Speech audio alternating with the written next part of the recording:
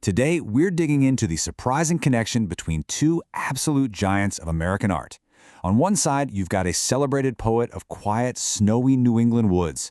On the other, a Nobel-winning songwriter who became the voice of a rebellious generation. Right? I mean, one is the face of traditional literature, the other is pure rock and roll energy. So what in the world could possibly connect Robert Frost and Bob Dylan? Well, the answer gets to the very heart of how we tell our stories, whether it's on a printed page or blasted from a stage. And okay, when you put them side by side, the differences are obvious. Frost is the poet of the land, working with the strict rules of classical verse. Dylan is the poet of the people, just soaking up the chaotic energy of the 60s. But here's the thing. They were both chasing the same goal. They wanted to use the vernacular, the real, everyday language that people actually use to get at some deep, universal truths. To really get this, we've got to start with Frost. See, he wasn't just writing about farms and stone walls. He was completely obsessed with capturing how rural people actually spoke. He was convinced there was a kind of hidden poetry in just a plain old conversation.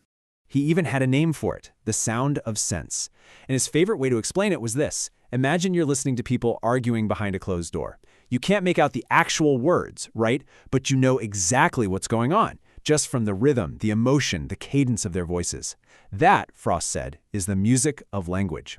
And his genius was figuring out how to lay that natural, messy sound of human speech right on top of a very strict, almost mathematical poetic meter. So take one of his most famous poems. It's got a super strict rhythm and rhyme, but just listen to that first line. Whose woods these are, I think I know. It doesn't sound like some grand poetic statement, does it? It sounds like a quiet, stray thought someone might have. It instantly grounds the whole poem in a real human voice. Okay, now let's zero in on the most famous line of all. The first time we hear it, the sound of sense is really practical. It's got the weary tone of a traveler who's just doing the math, figuring out how much farther he has to go before he can finally rest. It's a statement of fact. But then he repeats it.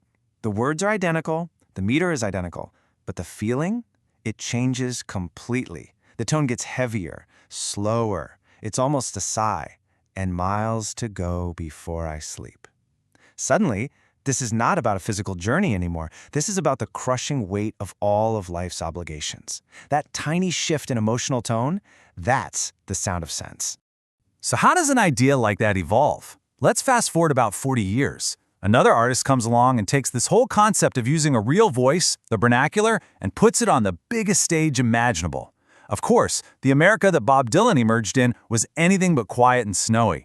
It's 1962. The civil rights movement is boiling over. The Cold War has everyone terrified of nuclear war, and out comes this song, Blowin' in the Wind. And its power wasn't in giving people answers. Its power was in asking the exact same questions that an entire generation was screaming inside. And this question, this wasn't some abstract philosophical idea. For the activists marching for civil rights, this was their daily reality. It perfectly captured that feeling of exhaustion and that righteous demand for just the most basic human dignity. Then there's this one, which hit a completely different nerve. Remember, the Cuban Missile Crisis was happening. The world was literally on the brink of nuclear war. So this wasn't a question about some old historical battle. It was about the immediate, terrifying threat of total annihilation. But this might be the sharpest jab in the whole song, because it's a direct challenge, not to the politicians, but to the silent majority. It's a moral indictment of just looking the other way. It basically turns a protest song into a mirror and forces the listener to look at themselves. So, we've seen how both Frost and Dylan could tap into the power of a real human voice. But what about the images they painted with their words? Let's look at how they used symbols, because this is where their paths really start to split. And I mean, their approaches could not be more different. Frost symbols are always things you can actually touch. A wall, a tree, a road. They're real, tangible objects he uses to explore these really complex feelings. Dylan's symbols, though, they're sprawling, they're surreal, often they're totally apocalyptic. They're more like forces you feel than things you can actually see.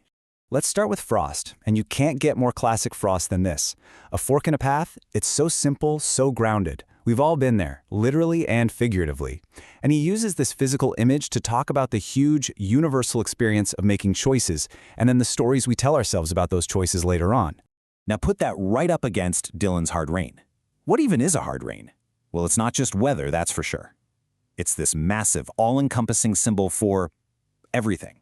It's nuclear fallout, it's a biblical flood, it's the overwhelming wave of injustice and suffering. It's an entire era's worth of anxiety, all captured in one single terrifying image. So on one hand, we have Frost's quiet, personal struggles set against nature. On the other, Dylan's epic public protests. You have to wonder, is there any kind of bridge between these two completely different worlds? Well, as it turns out, there is, and his name is Sam Cooke. In 1964, Sam Cooke wrote what would become one of the most powerful anthems of the entire civil rights movement. And guess what inspired him? He had just heard Bob Dylan's Blown in the Wind, and he felt he had to respond, to write an anthem from his own experience as a black man in America. And what's so incredible about this song is how it perfectly weaves both traditions together. It starts like Frost, right? Using a simple natural symbol, the river, to talk about this deep personal struggle against time. But then it channels Dylan, taking that personal pain and weariness and transforming it into this huge, universal, urgent demand for social justice.